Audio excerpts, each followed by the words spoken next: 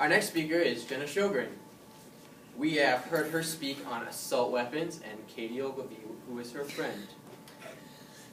We have learned that she has a sister and a mom and a dad. Jenna was in band for 4 years, and she enjoys to play the trombone and the French horn. She enjoys long walks on the beach with her friends and family, and she absolutely loves the color rose pink. Not the bright pink, the really, really, really bright pink, not the boring pink. She doesn't like that pink, she likes the really, like the kind of the rosy pink right in between. She was on the swim team for 3 years. 3 years, not 1 year. Not 2 years, 3 whole years. Jenna first became interested in Madeleine Albright when she found out that Madeleine Albright is the Secretary of State. And from now on, she's been totally obsessed with her. Please welcome Jenna Shogren.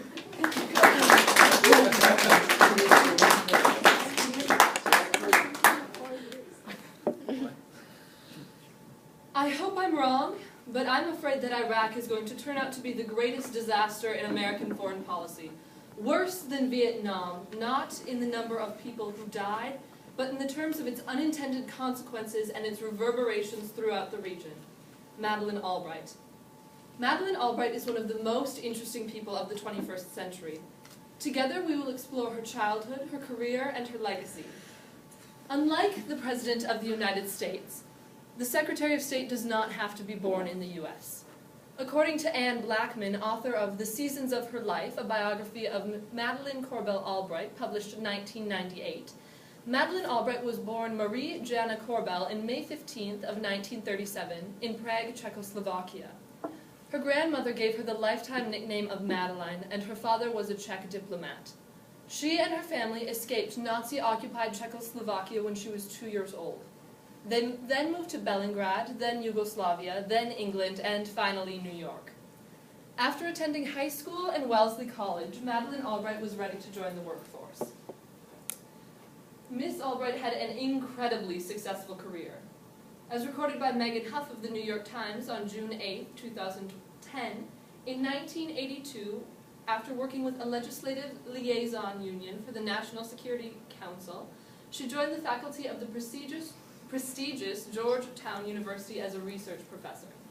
She then became the president of a nonprofit organization called the Center for National Policy and continued her work with Georgetown as well as several other nonprofit boards, including the Black Student Fund and the George Washington Urban League. In 1992, newly elected President Bill Clinton then appointed Albright onto the post of U.S. Ambassador to the United Nations. After 5 incredibly successful careers in the UN, Bill Clinton then appointed Albright as the 64th and first female Secretary of State in 1997.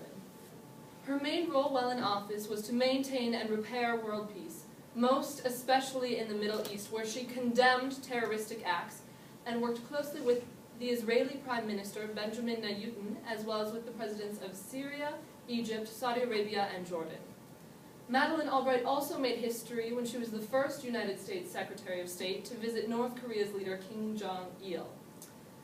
People who wield tremendous amounts of power also leave behind tremendous legacies. This is especially true with Ms. Albright. She set an incredibly powerful precedent.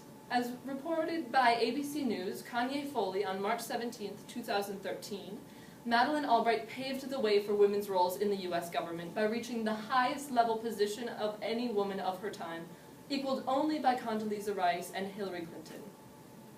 As cited by the Denver Post newspaper on March 13, 2012, by Kristen Leigh Painter, she developed an unusual style of politics that blended bipartisanship together with aiding the rest of the greater world. She was the first Secretary of State to focus on Africa and South America, and she actively supported gender and racial equality. NPR News' Michelle Martin interviewed Albright on March 12, 2010, in which she demonstrated that Albright continues to be a powerful and influential force on the U.S. and world stage. Madeleine Albright left behind, well, not exactly a more modern legacy, but maybe a more interesting one. In New York of 2012, the Bosser Museum opened an exhibit called Read My Pins inside a Secretary of State's jewelry box. The museum features all of the pins that Madeleine Albright became known for throughout her political career. Those pins include this butterfly with Swarovski crystals, these double circles intertwined with pearls, the Marquet Castile Deco bar, and some more wild ones. We first looked at Madeleine Albright's childhood, then her career, and finally her legacy. I hope you can walk away from this being slightly more informed about this amazing person.